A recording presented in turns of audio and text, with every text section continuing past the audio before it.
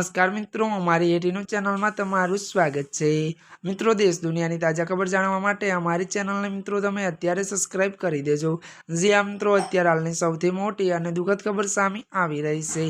त्यारे मित्रों आपने जणावी दઈએ કે દિગ્ગજનું નિધન વિગતવાર વાત કરીએ તો સાઉથના પ્રખ્યાત એક્ટરનું નિધન થયું છે। દક્ષિણ સિનેમાના પ્રખ્યાત અભિનેતા અને હાસ્ય કલાકાર પેશ વેકરટનનું ત્યારે 53 વર્ષની વયે અવસાન થયું છે।